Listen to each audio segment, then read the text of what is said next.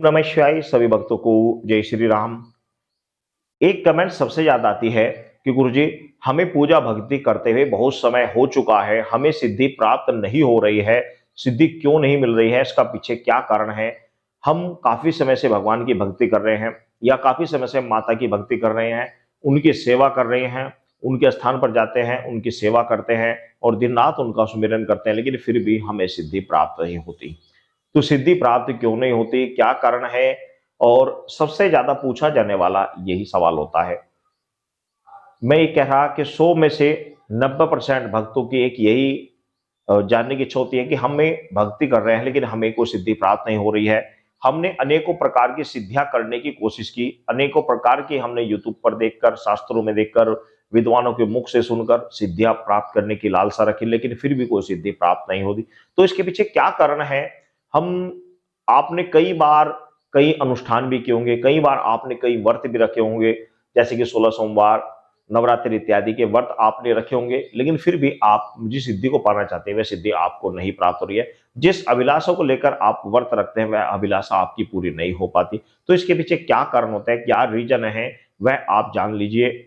और इस चैनल पर यदि आप पहली बार आए हैं तो चैनल को सब्सक्राइब अवश्य कर लें और इसकी बेल आइकन को प्रेस अवश्य कर लें, ताकि इस तरह की जो वीडियो है वो आपको तुरंत मिलती रहे। क्योंकि मैं जो बात बताऊंगा वो प्रैक्टिकल बताऊंगा और बिल्कुल सही बात बताऊंगा। देखो, ऐसा होता है कि जब मनुष्य भक्ति करता है, साधक भक्ति करता है और भक्ति करने के बाद वह चाहता है कि मुझे कोई चीज प्राप्त हो जाए, चाहे वह कोई अनुष्ठान के द्वारा करे या किसी व्रत के द्वारा करे या प्रतिदिन भक्ति करता हो, तो उसे सिद्धि इसलिए नहीं मिल पाती। उसका कारण क्या होता है? चाहे आप किसी भी भक्त के पास चले जाओ, आप किसी भी तांत्रिक के पास चलो, कितने ही भक्तों के पास आप घूम आए हो, मेरे पास भी बहुत सारे कमेंट्स आते हैं, गुरुजी हम आपसे मिलना चाहते हैं, आकर हम चाहते हैं कि हमारी शक्ति आप खोल दें, आप हमारा ये कार्य कर दें, आप हमारा। भाई, दुनिया में किसी भी व्यक्ति के पास चले जाओ, जब तक आपके कर्म सही नहीं होंगे, जब तक आपके जो पाप कर्म है उनके क्षीण नहीं होंगे, तब तक दुनिया का कोई भी भगत, दुनिया का कोई भी भगत हो, वह आपके ऊपर मेहर नहीं कर सकता। मेहर तभी ही होगी उस भगत की जब आपके कर्म सही होंगे, जब आपके कर्मों का जो पाप कर्म है वो खत्म होंगे। यानी कि आप सीधी भाषा में समझ लिए कि आज हम जो कर्म कर रहे हैं, हम जो भी कर्म कर रहे हैं, ये हम अपना भविष्य तैयार कर रहे हैं। हमें आज जो कुछ भी प्राप्त हो रहा है, जो कुछ भी मिल रहा है, हमारे कर्मों के, पूर्व जन्मों के कारण प्रत, और दूसरा वर्तमान के कर्मों के कारण ही हमें जो कुछ भी मिल रहा है उसके कारण मिल रहा है। अब इसका तात्पर्य ये नहीं कि आप किसी भक्त के पास जाना छोड़ दें या भक्ति छोड़ दें।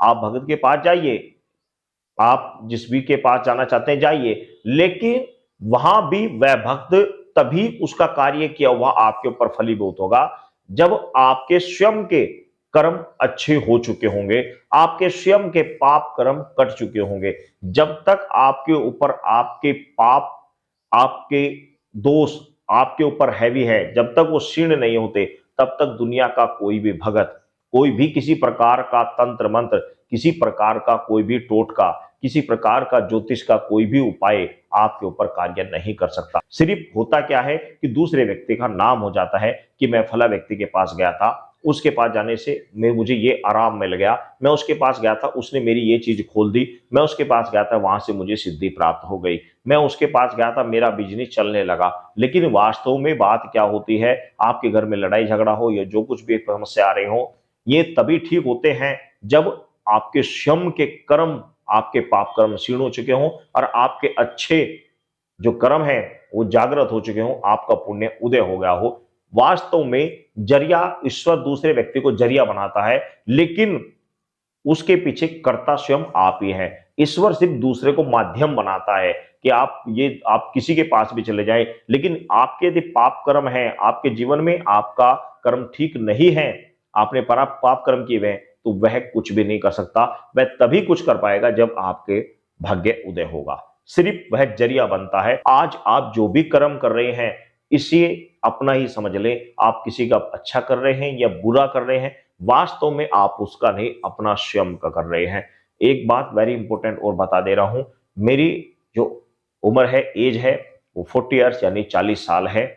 तकरीबन आज की डेट में 60-65 साल से ऊपर कोई व्यक्ति जीता नहीं है। अगले 20 साल बाद मुझे भी इस संसार को छोड़कर जाना है, आपको भी संसार को छोड़कर जाना है। तो मैं आपको एक बात अवश्य कहूंगा कि भाई जितना ज्यादा से ज्यादा हो सके ईश्वर का सुमिरन कर ले, क्योंकि अगर ईश्वर का सुमिरन करोगे तो आज जिस कारण से आप भटक रहे हैं, जिस कारण से आप मुझे कमेंट्स करते हैं, जिस कारण से आप मुझे या अन्य भक्तों को मिलना चाहते हैं, आपको नेक्स्ट जीवन में इस तरह भटकना नहीं पड़ेगा। यदि आज आज भी आप वही कर्म करते रहे, जिन कर्मों को आप पूर्व जन्मों में करते आ रहे हो और जिसके कारण आज समस्या में फंसे हुए हो, तो भाई पुनः आप उन्हीं समस्याओं में उलझे रह जाओगे।